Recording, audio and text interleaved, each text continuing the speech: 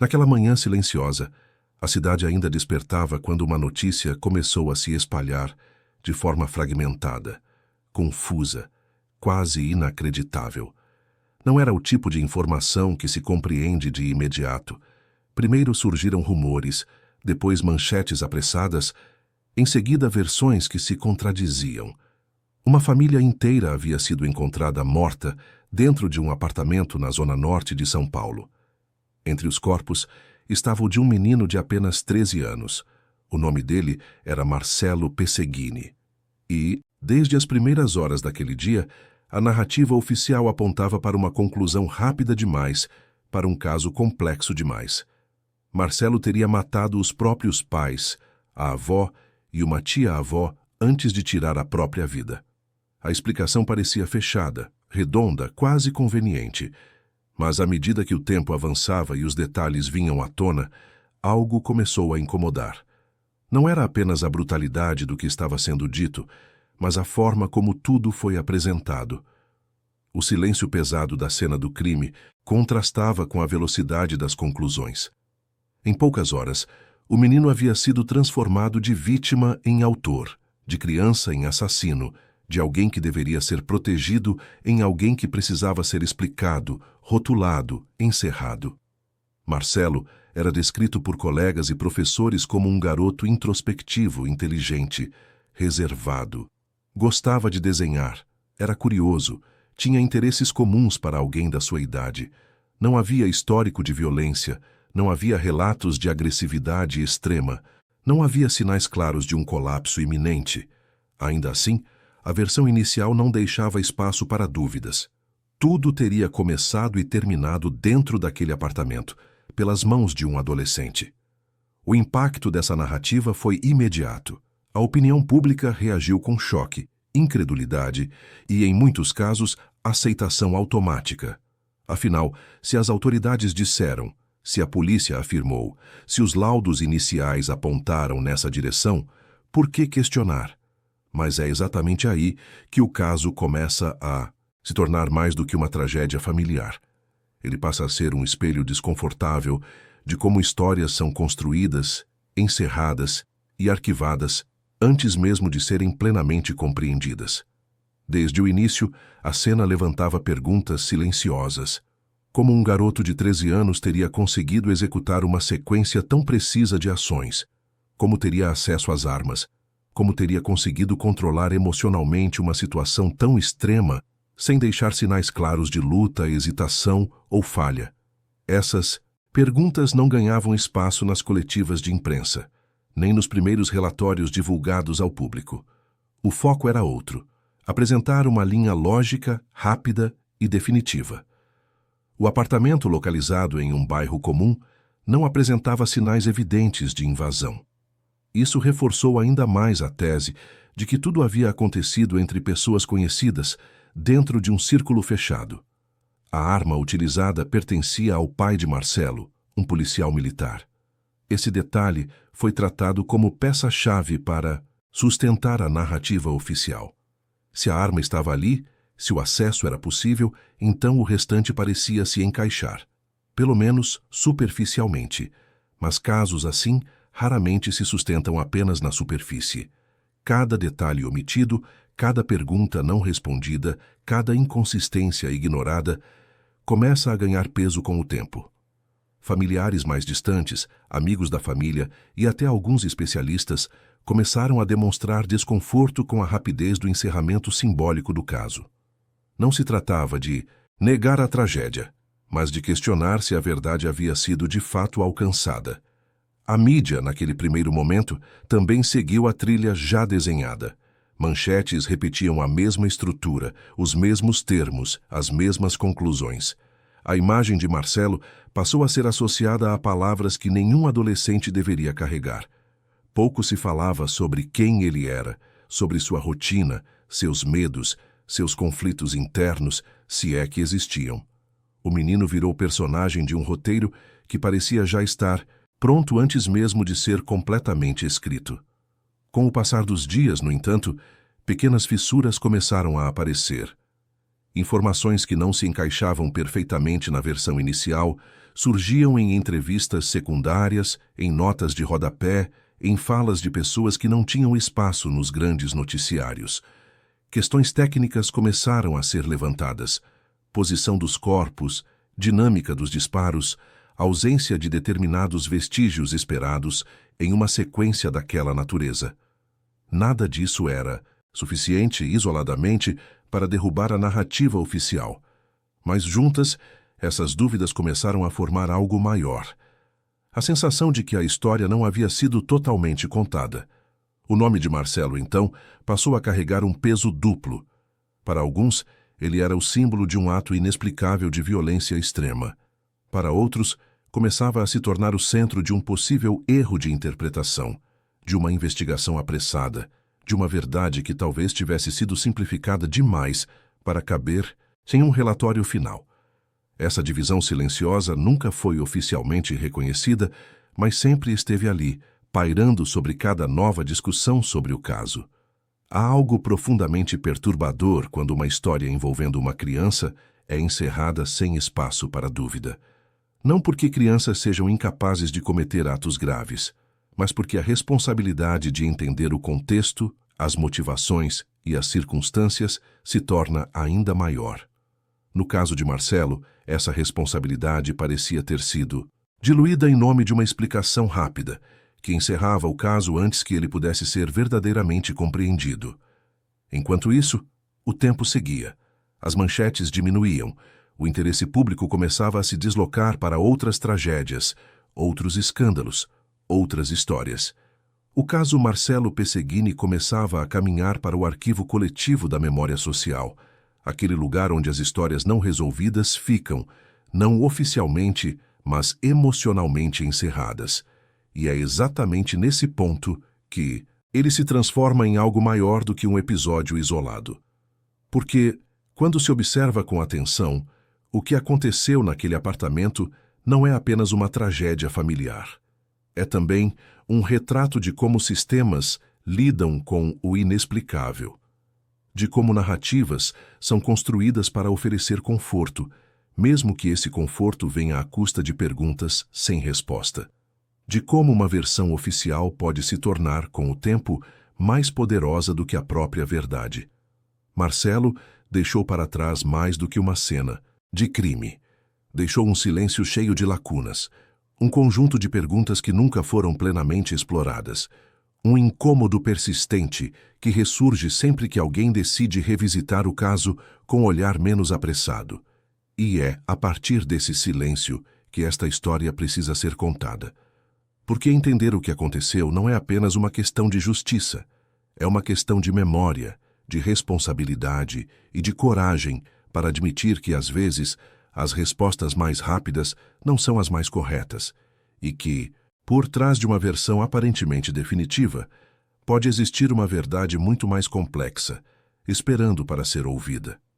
Para compreender de forma mais profunda o que aconteceu no caso de Marcelo Pesseguini, é preciso recuar no tempo e observar o ambiente em que aquela família vivia. Não apenas como um conjunto de pessoas dividindo o mesmo espaço, mas como um núcleo marcado por rotinas, pressões silenciosas e relações que, vistas de fora, pareciam absolutamente comuns. O apartamento onde tudo ocorreu não era um cenário de isolamento extremo, nem um local conhecido por conflitos constantes. Pelo contrário, tratava-se de uma família que, aos olhos de vizinhos e conhecidos, mantinha uma vida discreta, organizada e sem sinais evidentes de ruptura.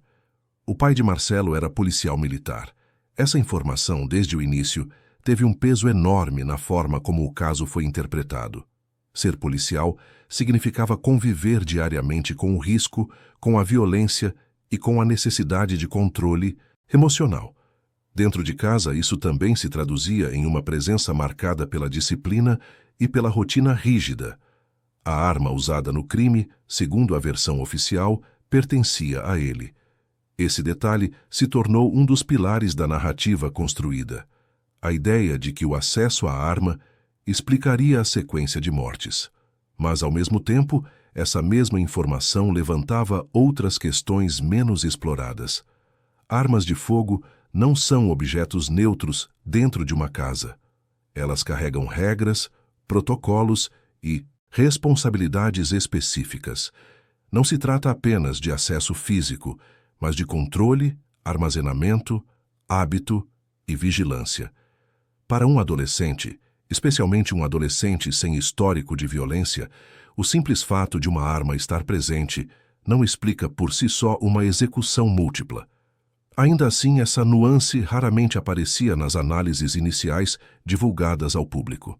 A mãe de Marcelo era descrita como uma mulher dedicada à família, envolvida com o cotidiano do filho, atenta à escola e à rotina doméstica. A avó e a tia-avó também faziam parte desse núcleo ampliado, compondo um ambiente onde diferentes gerações conviviam no mesmo espaço. Isso por si só já cria uma dinâmica particular, com regras implícitas, expectativas cruzadas e possíveis tensões que nem sempre se manifestam de forma explícita. Mas, novamente, nada indicava conflitos extremos ou um ambiente emocionalmente explosivo. O que chama a atenção, quando se analisam relatos posteriores, é a ausência de sinais prévios claros. Não houve registros de ameaças, não houve episódios públicos de violência doméstica, não houve alertas escolares que indicassem comportamento agressivo por parte de Marcelo. Essa ausência, que deveria ser tratada como um elemento central de questionamento, acabou sendo relativizada. A narrativa dominante passou a sugerir que tudo teria acontecido de forma súbita, como um surto imprevisível, um rompimento interno inexplicável.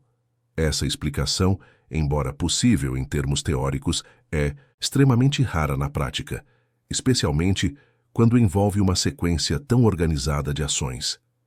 Crimes dessa natureza costumam deixar rastros emocionais anteriores, isolamento extremo, alterações comportamentais visíveis, conflitos graves, sinais de sofrimento psíquico intenso. No caso de Marcelo, esses rastros nunca foram claramente identificados ou apresentados de forma consistente. Outro ponto fundamental é a cronologia dos acontecimentos naquela noite e naquela manhã. A versão oficial descreve uma sequência específica de mortes, com horários aproximados e uma lógica interna definida. No entanto, análises independentes e questionamentos posteriores levantaram dúvidas sobre essa linha do tempo. A posição dos corpos, a quantidade de disparos, a ausência de determinados vestígios esperados em uma situação de confronto ou resistência levantaram hipóteses alternativas que nunca foram completamente respondidas. A investigação inicial, conduzida sob intensa pressão midiática, seguiu um ritmo acelerado. Havia uma necessidade clara de apresentar respostas rápidas à sociedade. Um crime envolvendo uma criança, um policial e múltiplas vítimas exige uma resposta institucional imediata. Mas essa urgência pode, muitas vezes, comprometer a profundidade da análise. E foi exatamente essa sensação que começou a se espalhar entre aqueles que acompanharam o caso com mais atenção. Alguns peritos e especialistas em balística e criminologia passaram a questionar aspectos técnicos do laudo. Não se tratava de afirmar categoricamente que a versão oficial estava errada, mas de apontar que ela não era a única possível. Em qualquer investigação séria, especialmente em casos de grande complexidade, o papel das hipóteses alternativas é fundamental. Elas servem para testar a robustez da conclusão principal. No caso de Marcelo, essas hipóteses pareciam não ter sido exploradas com a profundidade necessária. A família ampliada, em especial parentes mais distantes, também demonstrou desconforto com a forma como tudo foi encerrado. Para eles, aceitar a narrativa oficial significava, além da dor da perda, carregar o estigma de que um menino da família havia sido responsável por uma tragédia indescritível. Esse peso simbólico raramente é considerado quando se fala em encerramento de casos. Mas ele existe, e é profundo. Enquanto isso, Marcelo, que não podia mais falar por si, era progressivamente reduzido a uma imagem fixa, congelada em uma versão única da história. Não havia espaço para contradições, para ambiguidades ou para dúvidas. O menino deixou de ser um indivíduo complexo e passou a ser um elemento funcional dentro de uma explicação institucional. Essa transformação é um dos aspectos mais perturbadores do caso.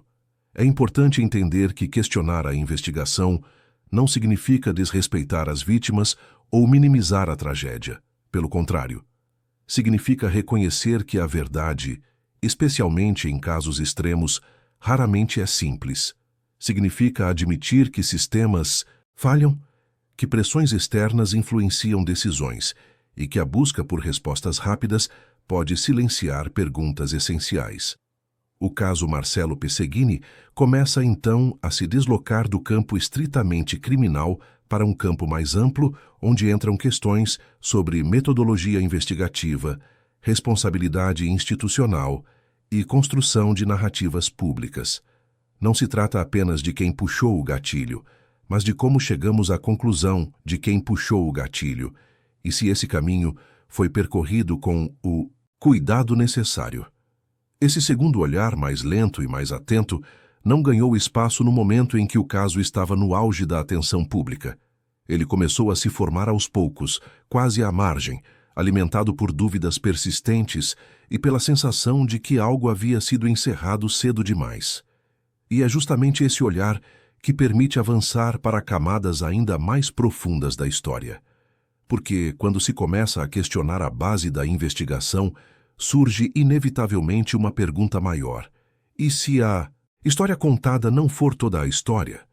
E se por trás da versão oficial existirem elementos que nunca foram plenamente explorados? Essa pergunta não acusa, mas incomoda. E é esse incômodo que mantém o caso vivo na memória coletiva, mesmo anos depois. À medida que o caso avançava para longe do impacto inicial e começava a ser analisado com mais calma, os detalhes técnicos passaram a ganhar um peso que antes havia sido abafado pela urgência das manchetes. Foi nesse momento que o nome de Marcelo Pesseguini deixou de ser apenas o centro de uma narrativa trágica e passou a ocupar um lugar incômodo dentro de debates mais profundos sobre investigação criminal, produção de laudos e, sobretudo, sobre a responsabilidade de se atribuir uma culpa definitiva quando ainda existem lacunas evidentes. Um dos primeiros pontos que despertaram questionamentos mais consistentes foi a dinâmica dos disparos. A versão oficial descrevia uma sequência organizada, quase metódica, em que Marcelo teria atirado contra os familiares em momentos distintos, deslocando-se pelo apartamento com precisão. No entanto, especialistas independentes começaram a observar que a cena não apresentava todos os vestígios normalmente associados a esse tipo de ação. A ausência de certos resíduos, a posição dos corpos e até a quantidade de tiros disparados levantaram dúvidas sobre a linearidade da história apresentada. Em casos envolvendo arma de fogo, a balística costuma ser uma aliada poderosa da verdade. Cada disparo carrega informações sobre distância, ângulo, posição relativa entre vítima e atirador. No caso de Marcelo, essas informações existiam, mas foram interpretadas de maneira extremamente direcionada. Não houve, ao menos publicamente, um debate aprofundado sobre outras leituras possíveis desses dados. A conclusão parecia já estar traçada e os elementos técnicos foram ajustados para sustentá-la em vez de testá-la. Outro aspecto sensível dizia respeito ao comportamento esperado de uma criança em uma situação extrema. Psicólogos e especialistas em desenvolvimento infantil apontaram que atos de violência dessa magnitude, quando cometidos por adolescentes, costumam estar associados a históricos claros de abuso, transtornos graves ou episódios prolongados de sofrimento psíquico. Marcelo, no entanto, não se encaixava facilmente nesse perfil. Não havia registros médicos consistentes, não havia relatos escolares alarmantes, não havia sinais de ruptura social evidente. A explicação oficial recorreu então a uma ideia abstrata e difícil de comprovar. Um surto silencioso, repentino, sem aviso prévio. Essa hipótese, embora teoricamente possível, é extremamente rara e, por isso mesmo, exige um nível de comprovação muito mais rigoroso. No entanto, em vez de aprofundar essa investigação psicológica, o caso avançou rapidamente para o encerramento, como se a ausência de provas contrárias fosse suficiente para validar a narrativa proposta. O impacto simbólico dessa decisão foi profundo. Ao atribuir a Marcelo a responsabilidade total pela tragédia, o sistema não apenas encerrou um inquérito, mas também construiu uma memória oficial que passou a se sobrepor a qualquer outra interpretação. Questionar essa versão começou a ser visto, em alguns espaços, como uma tentativa de negar a realidade ou de alimentar teorias conspiratórias.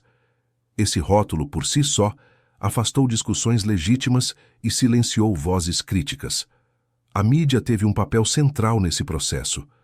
Ao repetir incessantemente a mesma versão sem espaço para nuances ou dúvidas, ajudou a cristalizar uma imagem definitiva do menino. Pouco se falou sobre o impacto disso na percepção pública de casos semelhantes. Pouco se refletiu sobre o risco de transformar investigações complexas em histórias simplificadas, quase didáticas, que oferecem um começo, um meio e um fim claros demais para serem verdadeiros. Com o passar do tempo, surgiram iniciativas independentes de reanálise do caso. Reportagens investigativas, debates em fóruns especializados e análises técnicas começaram a circular fora do circuito tradicional da grande mídia. Esses trabalhos não apresentavam respostas prontas, mas faziam algo talvez ainda mais importante. Listavam perguntas que nunca haviam sido devidamente respondidas. Perguntas sobre acesso real à arma, sobre a cronologia exata, sobre a possibilidade de terceiros, sobre falhas procedimentais. Essas discussões revelaram um problema maior, que vai além do caso específico. Revelaram como a estrutura investigativa pode, em determinados contextos, privilegiar soluções rápidas em detrimento de investigações profundas. Revelaram também como crianças, quando inseridas em narrativas de violência, podem ser rapidamente desumanizadas, reduzidas a símbolos convenientes para explicar o inexplicável. O caso Marcelo Pesegini passou então a ocupar um espaço desconfortável na memória coletiva brasileira. Não é um caso oficialmente reaberto, nem um mistério completamente assumido como tal. Ele vive em uma espécie de zona cinzenta, onde a versão oficial existe, mas não convence plenamente. Onde a dúvida persiste, mesmo sem um caminho claro para ser resolvida. Essa permanência da dúvida não é um fracasso da sociedade, mas um sinal de maturidade. Questionar não significa acusar. Duvidar não significa negar a dor das vítimas. Significa reconhecer que a verdade, especialmente em casos extremos, exige tempo, humildade e disposição para revisar conclusões. E, acima de tudo, exige o cuidado de não transformar vítimas em culpados, sem que todas as possibilidades tenham sido exaustivamente examinadas. Marcelo, independentemente do que realmente aconteceu naquela noite, foi uma criança inserida em uma tragédia que o ultrapassava. A forma como sua história foi contada diz muito sobre como lidamos com o medo, com a pressão por respostas e com a necessidade quase desesperada de encerrar narrativas abertas. Mas histórias assim raramente se encerram de verdade.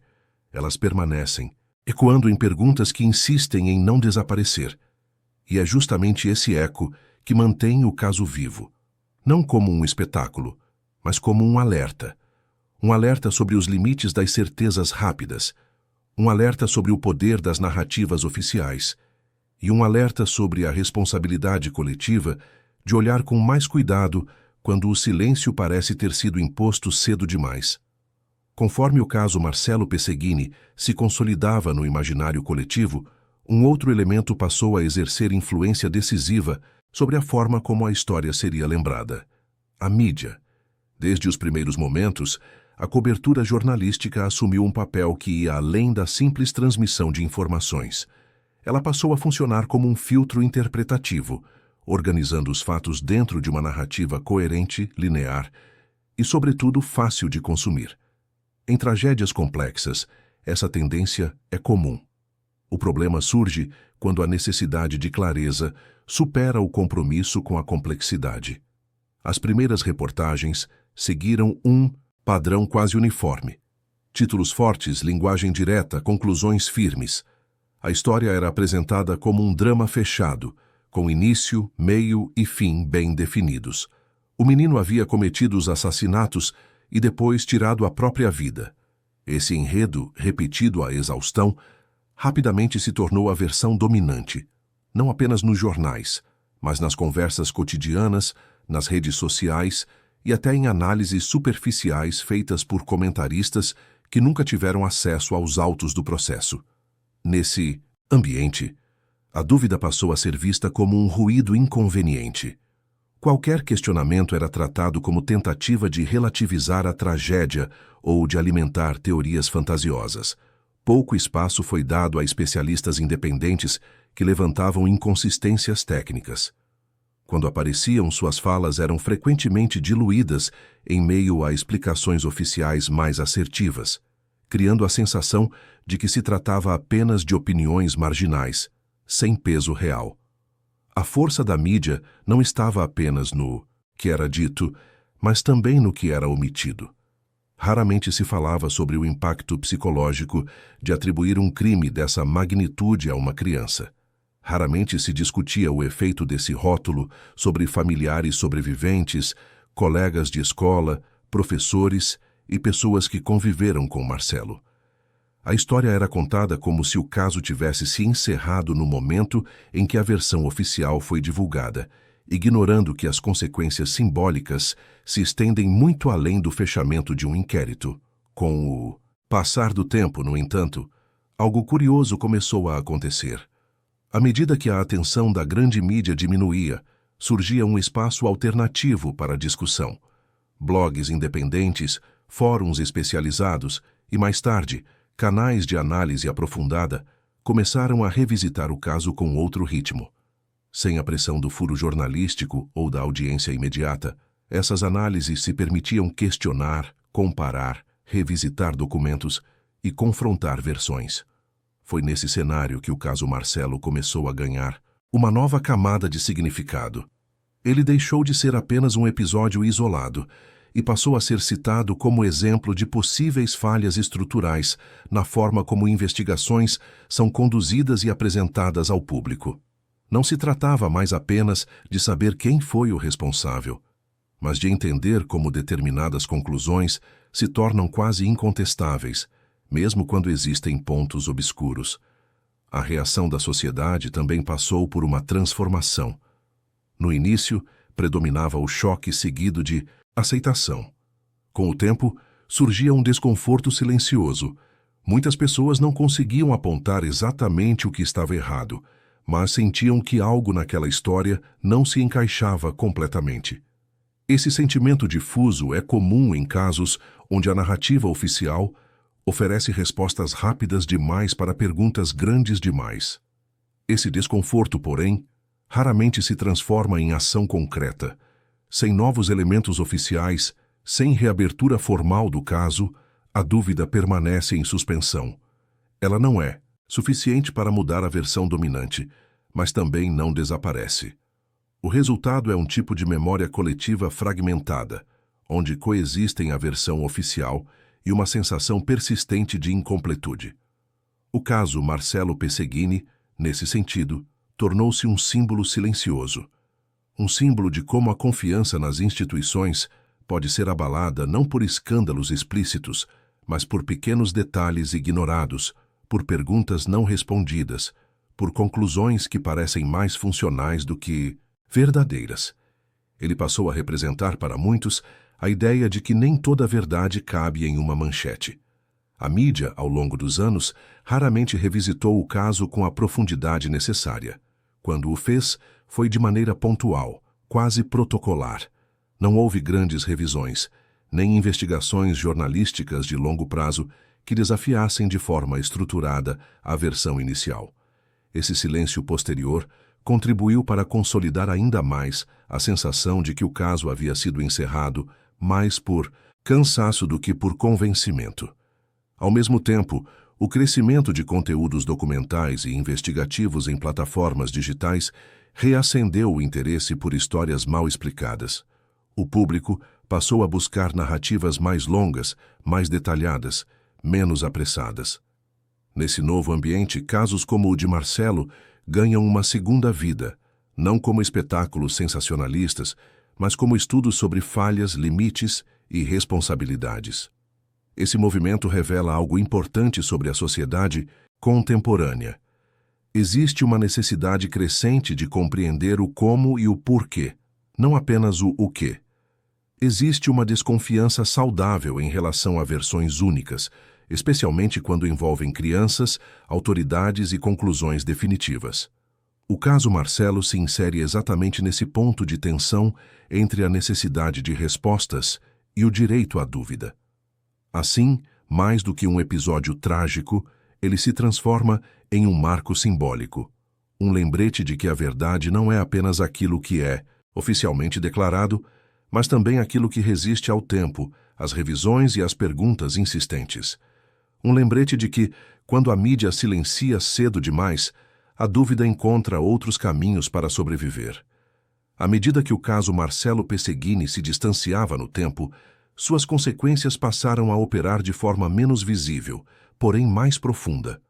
Não se tratava mais apenas de um episódio policial, mas de um evento que expôs fraturas institucionais difíceis de ignorar.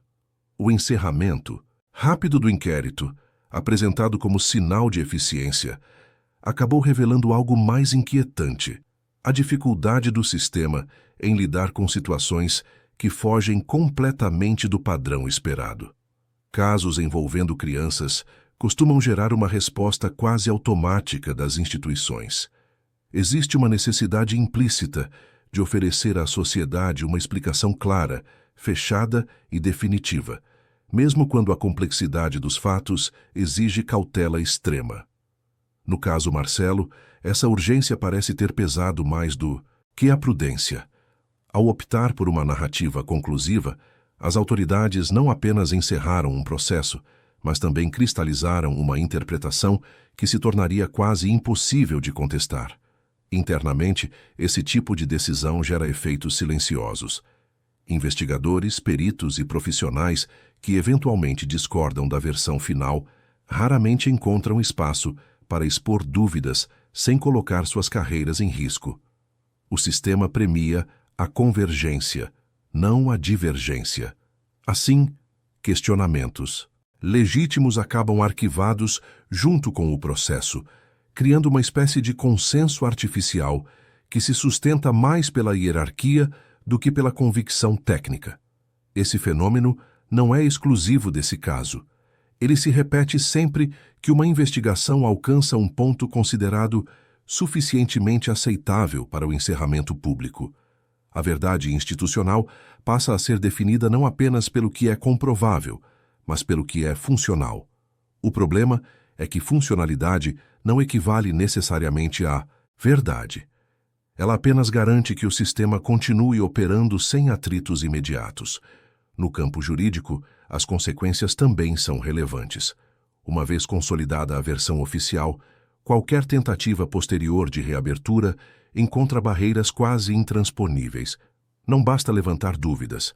É necessário apresentar fatos novos, provas inéditas, algo que justifique o desgaste institucional de admitir um possível erro.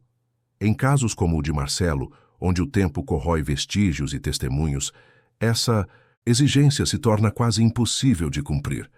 O resultado é um tipo de limbo jurídico. O caso não está tecnicamente em aberto, mas também não está plenamente resolvido na consciência coletiva. Ele permanece como uma ferida cicatrizada, de forma imperfeita. Não sangra mais, mas dói quando pressionada. Essa dor se manifesta sempre que o nome de Marcelo ressurge em debates, documentários ou discussões online. Outro impacto profundo foi psicológico e social. A figura de uma criança associada a um ato extremo cria um desconforto que a sociedade não sabe bem como processar. Para lidar com isso, muitos recorrem à simplificação. Transformam o menino em uma exceção monstruosa, algo distante da experiência comum. Essa desumanização simbólica serve como mecanismo de defesa coletiva. Se ele era diferente, então o perigo não está entre nós. Essa lógica, no entanto, tem um custo alto. Ela impede uma reflexão mais honesta sobre fatores como ambiente familiar, pressões externas, falhas de proteção e sinais ignorados. Ao reduzir tudo a uma explicação única e extrema, perde-se a oportunidade de aprender com o caso. O episódio deixa de ser um alerta e se torna apenas uma anomalia estatística. Dentro das forças de segurança, o caso também produziu um efeito paradoxal. Por um lado, foi citado como exemplo de resposta rápida e resolução eficiente. Por outro, passou a ser mencionado informalmente como um caso sensível, daqueles que não devem ser reabertos ou discutidos em profundidade. Esse tipo de tabu institucional é revelador. Ele indica que, apesar da versão oficial, existe um desconforto interno que nunca foi totalmente resolvido. A relação entre polícia e sociedade também foi afetada. Em um primeiro momento, houve confiança. Com o tempo, especialmente entre aqueles que acompanharam o caso mais de perto, surgiu uma desconfiança silenciosa. Não uma rejeição aberta, mas uma dúvida persistente sobre até que ponto todas as perguntas realmente foram feitas. Essa desconfiança não se manifesta em protestos, mas em comentários cautelosos, em ressalvas, em um algo não fecha, que atravessa conversas discretas. O caso Marcelo também se insere em um contexto mais amplo de como o Brasil lida com investigações de grande impacto emocional. Existe uma tendência histórica de encerrar narrativas difíceis com rapidez, evitando o desgaste prolongado. Essa prática, embora compreensível do ponto de vista político e administrativo, cobra um preço alto em termos de credibilidade a longo prazo. Com o avanço das plataformas digitais, esse tipo de encerramento passou a ser mais questionado. A sociedade atual não consome apenas conclusões, ela busca processos, quer entender como se chegou a determinado resultado, quais caminhos foram descartados, quais hipóteses foram abandonadas e por quê. Quando essas informações não são oferecidas, o vazio é preenchido por especulações, algumas responsáveis, outras nem tanto. No caso Marcelo, esse vazio nunca foi totalmente preenchido. E talvez seja exatamente isso que mantém o caso vivo, mesmo após tantos anos. Ele representa uma interseção delicada entre tragédia, pressa institucional e silêncio posterior. Um exemplo de como a ausência de transparência plena não encerra uma história, apenas a empurra para outros espaços. Assim, o legado institucional do caso não está apenas no que foi decidido, mas no que deixou de ser discutido. Ele expõe os limites de um sistema que, diante do impensável, opta por respostas rápidas em vez de perguntas difíceis. E mostra como essas escolhas reverberam muito além do momento inicial, moldando a confiança pública por décadas. Quando um caso como o de Marcelo Pesseguini é oficialmente encerrado, cria-se a ilusão de que o tempo cuidará do restante, que a vida seguirá seu curso natural, que as pessoas diretamente afetadas encontrarão algum tipo de paz e que a sociedade, aos poucos, deixará o episódio no passado. Na prática, porém, o que acontece é exatamente o oposto. O encerramento jurídico não representa um encerramento humano. Ele apenas desloca o sofrimento para um lugar menos visível, onde não há boletins, coletivas ou laudos, apenas memória, silêncio e estigma. Para aqueles que permanecem vivos após uma tragédia desse tipo, a experiência do tempo muda completamente. O calendário continua avançando, mas a narrativa interna fica congelada no dia do ocorrido. Cada data comemorativa, cada aniversário, cada notícia relacionada à violência doméstica ou crimes familiares funciona como um gatilho. Não importa quantos anos se passem, o caso nunca é algo distante. Ele está sempre a um pensamento de distância. A memória coletiva também desempenha um papel cruel. Marcelo não é lembrado como uma criança comum, com gostos, medos e sonhos. Ele passa a existir quase exclusivamente dentro do recorte trágico que lhe foi atribuído.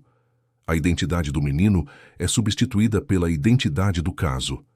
Isso significa que, sempre que seu nome é mencionado, ele vem carregado de uma conclusão pronta, uma narrativa fechada que não admite nuances nem dúvidas. Esse tipo de memória pública gera um fenômeno conhecido como estigma por associação. Pessoas que, direta ou indiretamente, estiveram ligadas ao caso, passam a carregar uma marca invisível. Não importa o quanto tentem reconstruir suas vidas, o passado insiste em reaparecer. Conversas são interrompidas, olhares mudam, perguntas não feitas pairam no ar. O silêncio, nesses casos, fala mais alto do que qualquer acusação explícita. Há também um impacto psicológico profundo causado pela impossibilidade de elaborar o luto de forma tradicional. O luto pressupõe compreensão, aceitação e, em algum nível, sentido. Quando a narrativa oficial não convence totalmente ou quando existem lacunas não respondidas, o processo de luto fica suspenso. A dor não encontra um lugar para repousar.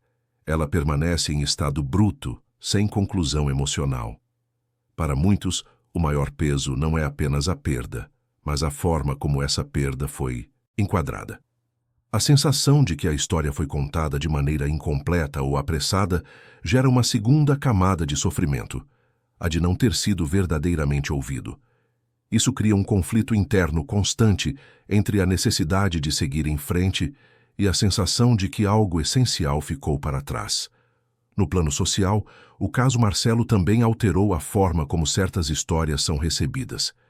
Ele se tornou um exemplo frequentemente citado quando se fala em tragédias familiares extremas. Porém, essa citação raramente vem acompanhada de reflexão profunda. Na maioria das vezes, o caso é usado como um ponto final, não como um ponto de partida para debates mais amplos sobre saúde mental, pressão social, falhas institucionais ou violência invisível. Esse uso superficial da história contribui para um processo de dessensibilização. Quanto mais um caso é repetido de forma simplificada, menos ele provoca empatia real. O choque inicial dá lugar a uma curiosidade distante, quase técnica. A tragédia vira conteúdo. E nesse processo, o sofrimento humano se transforma em algo abstrato, consumido rapidamente e logo substituído por outro episódio igualmente impactante. Outro aspecto pouco discutido é o efeito do julgamento público permanente.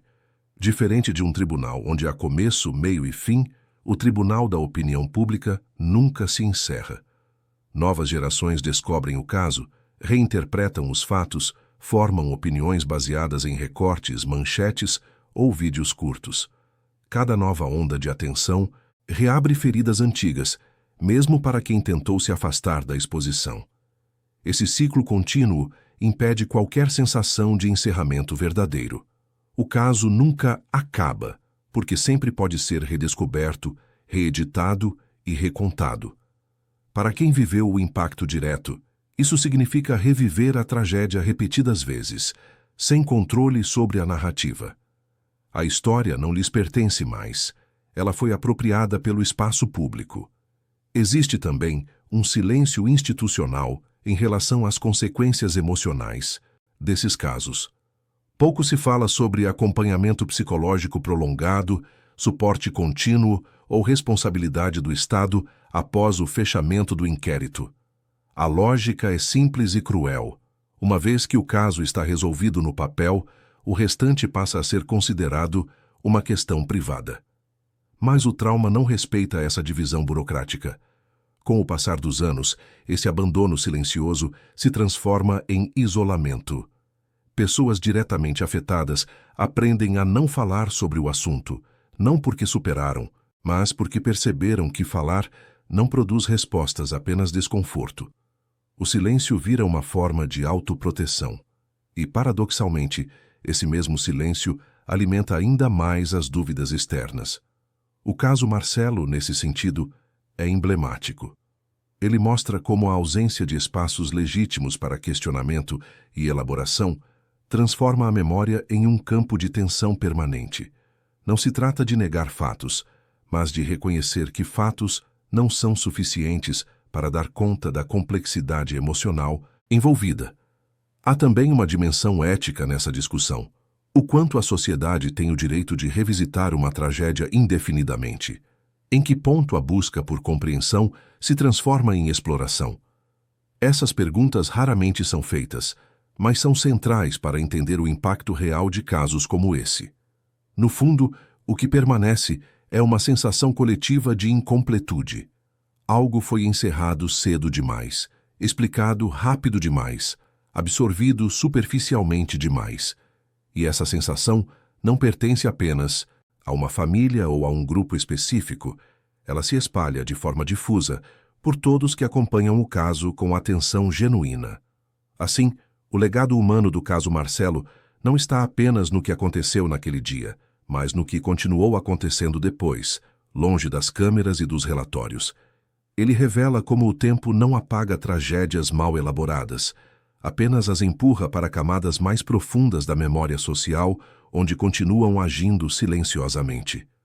Com o passar do tempo, à medida que a poeira oficial do caso começa a baixar, surgem os elementos que nunca desaparecem por completo: as lacunas. São elas que mantêm a história viva, mesmo quando a investigação é considerada encerrada. No caso de Marcelo Pesseguini, essas lacunas não se manifestam apenas como dúvidas pontuais, mas como uma rede de inconsistências técnicas, decisões apressadas e caminhos investigativos que jamais foram plenamente explorados, ou, quando foram, não tiveram suas conclusões comunicadas de forma transparente ao público. Uma das primeiras questões que continuam sendo debatidas diz respeito à velocidade com que a narrativa oficial foi consolidada. Em casos de extrema complexidade, envolvendo múltiplas mortes, o padrão histórico costuma ser de cautela, reconstruções minuciosas e análises prolongadas. No entanto, nesse episódio, a linha explicativa foi apresentada de maneira relativamente rápida, o que gerou uma sensação de fechamento prematuro. Para parte da sociedade, isso não representou eficiência, mas, sim, precipitação. Essa percepção é agravada quando se analisa o tratamento dado a determinadas evidências. Relatos técnicos foram divulgados de forma fragmentada, muitas vezes sem contextualização suficiente para o público leigo. Termos balísticos, cronogramas e inferências psicológicas apareceram em coletivas de imprensa como conclusões definitivas, não como hipóteses de trabalho. Isso criou um desequilíbrio. A autoridade técnica falava, mas o entendimento coletivo não acompanhava no mesmo ritmo. Outro ponto recorrente de debate envolve a reconstrução da sequência dos acontecimentos. Em casos desse tipo, a ordem temporal é fundamental para validar ou questionar hipóteses. Pequenas variações de tempo, minutos, às vezes segundos, podem alterar completamente a leitura dos fatos. No entanto, no caso Marcelo, essa linha do tempo nunca foi apresentada ao público de forma absolutamente clara, visual e didática. O resultado foi um espaço fértil para interpretações alternativas. A ausência de uma reconstituição amplamente divulgada também pesa nesse cenário. Reconstituições não servem apenas para a polícia. Elas ajudam a sociedade a compreender a lógica do ocorrido. Quando não existem, ou quando são mantidas restritas aos autos, abre-se espaço para a especulação. E a especulação, quando não encontra respostas oficiais sólidas, tende a se transformar em desconfiança. Há ainda o debate em torno do perfil psicológico traçado para sustentar a versão apresentada. Perfis psicológicos são ferramentas úteis, mas não são provas. Eles funcionam como mapas probabilísticos, não como certezas absolutas. Quando um perfil passa a ser tratado como elemento central da explicação, sem o apoio inequívoco de evidências materiais amplamente compreendidas, surge um problema de credibilidade narrativa. Outro aspecto que segue sendo questionado é o descarte relativamente rápido de outras linhas investigativas. Em investigações complexas, é comum que múltiplas hipóteses coexistam por longos períodos, sendo eliminadas gradualmente à medida que novas evidências surgem.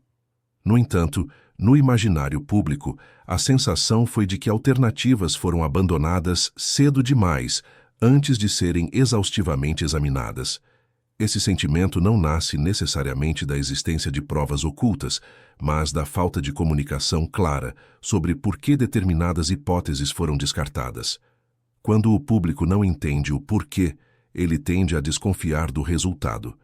A investigação pode até ter sido tecnicamente sólida, mas a ausência de transparência plena compromete sua aceitação social.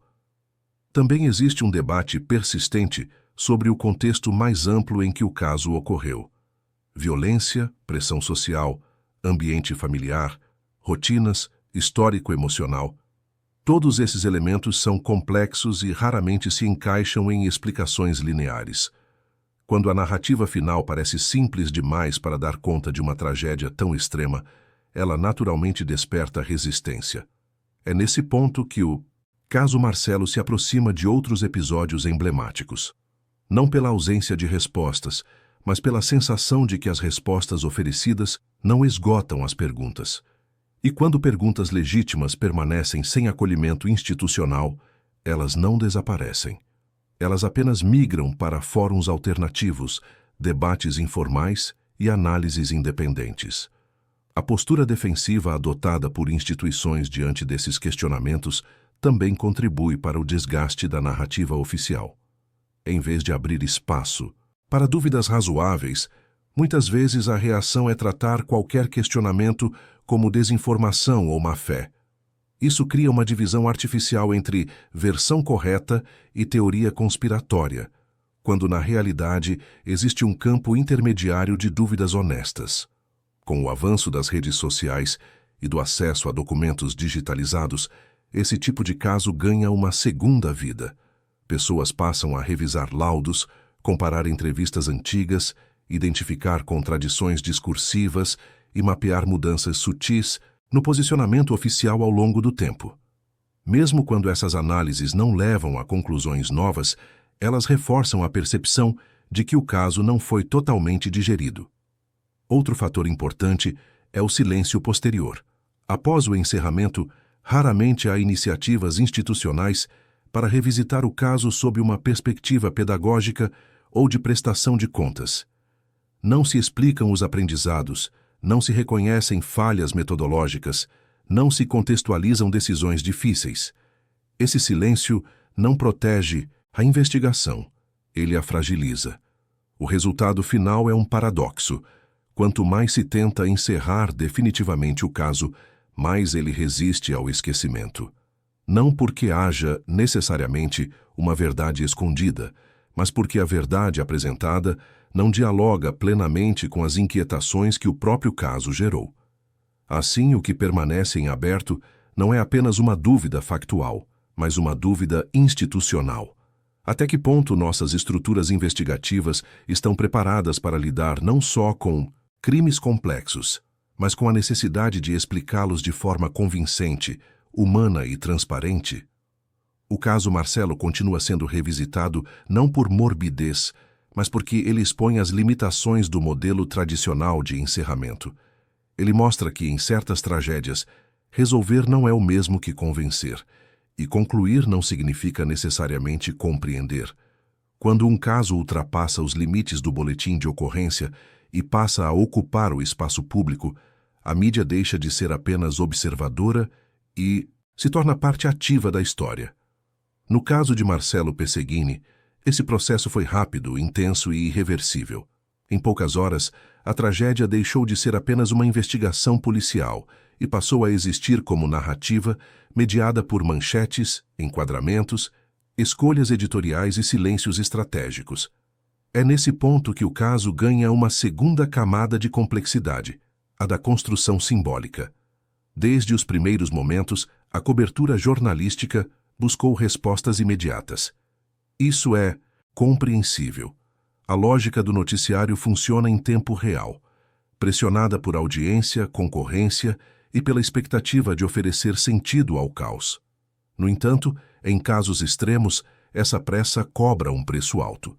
A necessidade de explicar rapidamente o inexplicável tende a empurrar a narrativa para estruturas conhecidas, quase automáticas: vilão, vítima, causa, consequência. No início, a mídia oscilou entre o choque e a perplexidade. As primeiras reportagens eram marcadas por descrições factuais, ainda cautelosas, mas à medida que a versão oficial começou a se consolidar, o tom mudou. O que antes era tratado como investigação em andamento passou a ser apresentado como tragédia explicada. Essa transição não foi neutra. Ela ajudou a solidificar no imaginário coletivo uma leitura específica dos fatos. O uso da linguagem é central nesse processo. Verbos no passado fechado, expressões como teria feito, foi confirmado, segundo a polícia, passaram a funcionar como selos de verdade definitiva, mesmo quando o próprio conteúdo ainda continha lacunas. Para o público médio, essas sutilezas se perdem. O que fica é a sensação de que o caso foi resolvido, mesmo que muitas perguntas nunca tenham sido plenamente respondidas. Outro elemento crucial foi a personalização da narrativa. A mídia tende a focar em personagens, não em sistemas. Em vez de aprofundar falhas estruturais, contextos psicológicos complexos ou limitações investigativas, a cobertura se concentrou em perfis individuais. Marcelo passou a ser descrito por traços selecionados, recortados para sustentar uma coerência narrativa. O problema não é o perfil em si, mas a ilusão de completude que ele transmite. Com o passar dos dias, imagens repetidas exaustivamente, a casa, o bairro, fotos de família, começaram a funcionar como âncoras emocionais. Elas reforçavam uma história específica, mesmo quando o discurso verbal tentava manter alguma neutralidade. A repetição visual cria familiaridade e a familiaridade cria aceitação. Pouco a pouco, a versão dominante deixou de ser apenas uma hipótese e passou a ser tratada como fato consumado. Há também o papel das omissões. Toda narrativa midiática é feita tanto do que se diz quanto do que se escolhe não dizer. Questionamentos técnicos mais complexos raramente ganham espaço em telejornais ou portais de grande alcance. Eles exigem tempo, didatismo e disposição para lidar com ambiguidade, tudo o que a lógica do breaking news tende a evitar. Assim, dúvidas legítimas ficaram restritas a nichos, fóruns e análises independentes. A forma como especialistas foram utilizados também merece atenção. Psicólogos, criminólogos e comentaristas foram chamados para explicar o caso, muitas vezes com base em informações incompletas. Comentários hipotéticos passaram a soar como diagnósticos. Quando esses trechos são recortados e transformados em chamadas, a fronteira entre análise e afirmação se dissolve. Com o avanço das redes sociais, a narrativa midiática tradicional passou a disputar espaço com interpretações paralelas. Vídeos, textos longos e análises amadoras, algumas sérias, outras especulativas, começaram a circular. Em vez de responder a essas leituras com mais transparência, parte da mídia adotou uma postura de desqualificação genérica, classificando qualquer dissenso como teoria conspiratória. Isso só aprofundou a divisão. Outro ponto sensível foi a ausência de revisitação crítica. Passado o impacto inicial, raramente houve matérias aprofundadas que reavaliassem o caso com distanciamento temporal. A lógica do ciclo de notícias empurrou a tragédia para o arquivo, sem um balanço honesto do que se sabia, do que não se sabia e do que jamais seria possível saber. O silêncio posterior funcionou como uma forma de encerramento simbólico. Esse comportamento não é exclusivo desse caso. Ele revela um padrão mais amplo, a dificuldade da mídia em lidar com histórias que não oferecem fechamento claro.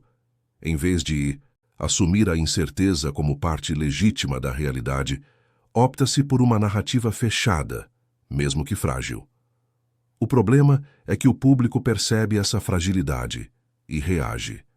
Com o tempo, a desconfiança não se dirige apenas à investigação policial, mas também aos veículos que ajudaram a cristalizar uma versão sem espaço para dúvidas.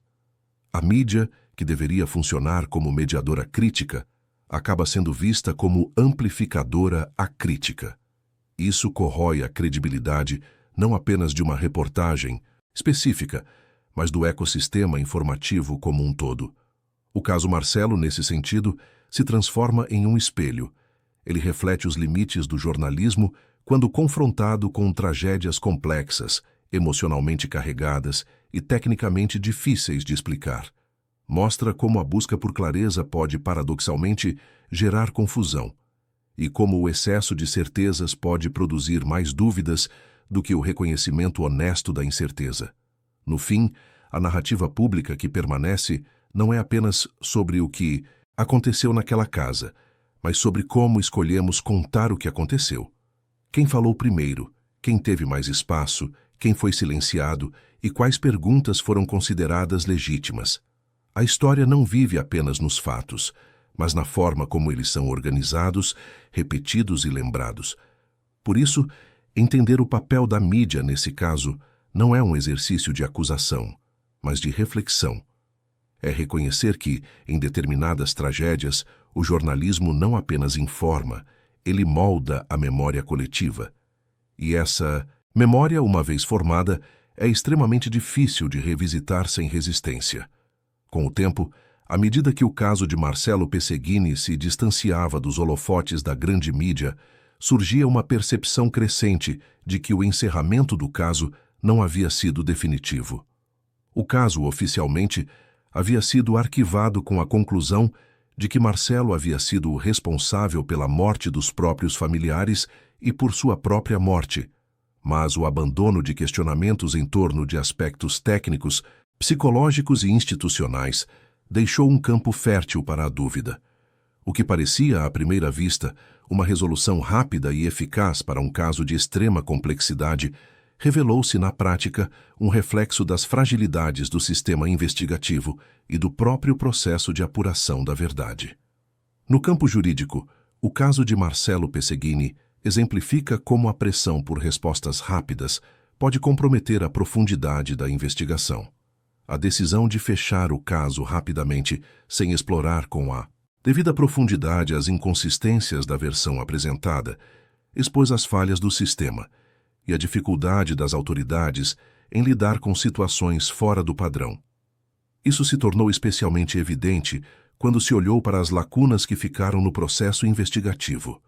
A ausência de uma reconstituição detalhada, as conclusões apressadas sobre a dinâmica dos disparos e a falta de uma avaliação psicológica mais aprofundada sobre as condições de Marcello criaram uma sensação generalizada de que a verdade havia sido subestimada, em nome de uma resposta que parecia conveniente.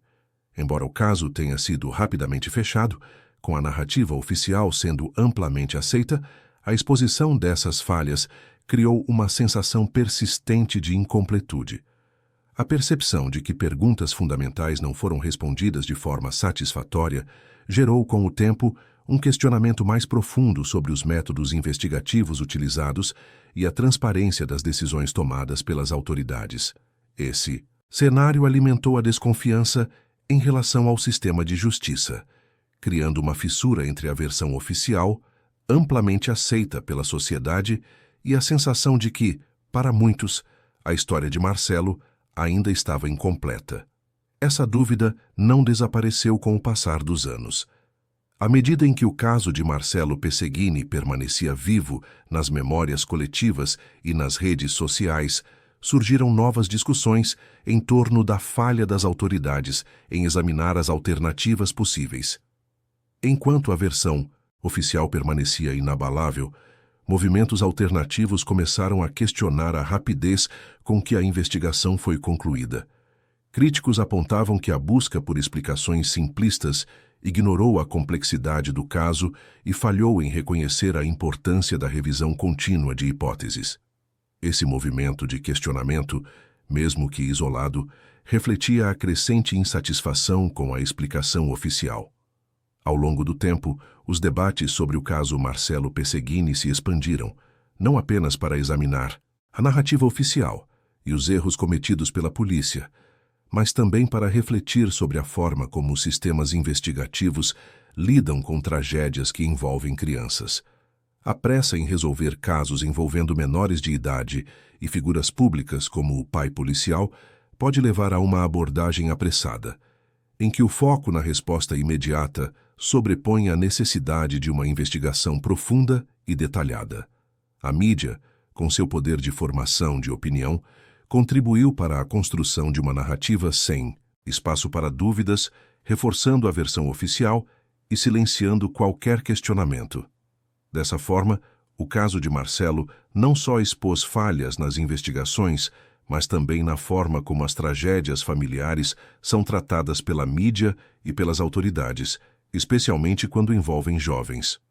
Enquanto o caso de Marcelo Pesseguini se consolidava como uma tragédia familiar de grande repercussão, um outro fator crucial, mas muitas vezes negligenciado, era o impacto psicológico que a narrativa oficial teve sobre as vítimas sobreviventes e a própria sociedade.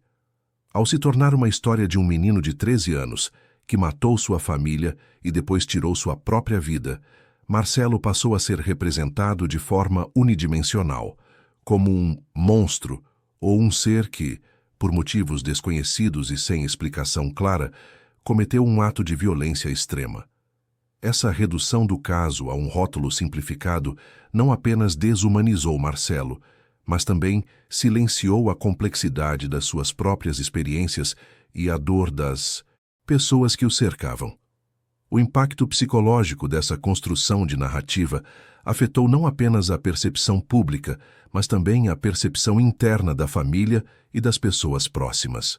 Para os familiares sobreviventes, o fechamento rápido do caso e a atribuição da responsabilidade a Marcelo significaram, além da perda irreparável de entes queridos, o peso simbólico de carregar a culpa de uma tragédia que parecia, de forma abrupta, explicada e encerrada. Ao aceitar a versão oficial, a família foi forçada a viver com a estigmatização de que um de seus membros havia sido o responsável por um crime tão grotesco. Essa imposição social de culpabilidade e a transformação de Marcelo de vítima a algo próximo de um vilão afetou também o processo de luto. Em uma situação onde a narrativa oficial é abraçada sem questionamentos, os familiares dos envolvidos na tragédia não têm a oportunidade de processar o luto de forma saudável. Sem espaço para questionar ou reanalisar os eventos, o sofrimento não se transforma em compreensão. Ao contrário, ele se cristaliza em um vazio emocional perpetuado pela ausência de uma explicação plena para o que aconteceu.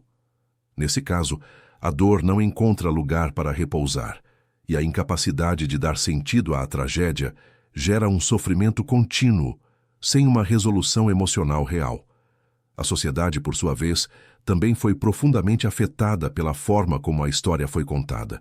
De forma simplificada e melodramática, o caso foi convertido em um símbolo de uma tragédia familiar que envolvia um jovem que, de repente, se tornava um criminoso. Mas ao invés de refletir sobre as possíveis causas subjacentes, como a dinâmica familiar, pressões sociais ou questões psicológicas que poderiam ter contribuído para o evento, a história de Marcelo foi tratada como uma exceção, um caso isolado e incompreensível. Essa leitura superficial do evento alimentou um ciclo de desumanização, em que a figura de Marcelo foi reduzida a um símbolo de algo monstruoso e distante da realidade das famílias comuns. O efeito psicológico da mídia e da sociedade nesse processo foi devastador. Pessoas que por algum motivo estavam associadas ao nome de Marcelo ou que viviam em circunstâncias semelhantes passaram a carregar o estigma de uma tragédia sem explicação plausível. O caso se tornou um ponto de referência para aqueles que se sentiam à margem da sociedade, como uma história sobre os limites do entendimento humano diante do inusitado e do inexplicável. A realidade, entanto, é bem mais complexa do que o simples enquadramento de um ato como vilanismo.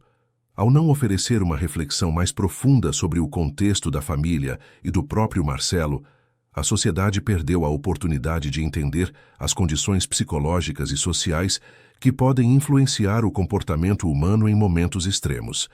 O caso não foi tratado como um ponto de partida para o entendimento da psicologia infantil e das dinâmicas familiares, mas como um ponto final. E, nesse processo, o verdadeiro entendimento de uma tragédia tão grande e incompreensível foi perdido. Esse silêncio institucional e social gerou uma sensação de incompletude que se estende até hoje. O caso Marcelo Pesseguini segue então como uma história que não teve o devido espaço para ser recontada.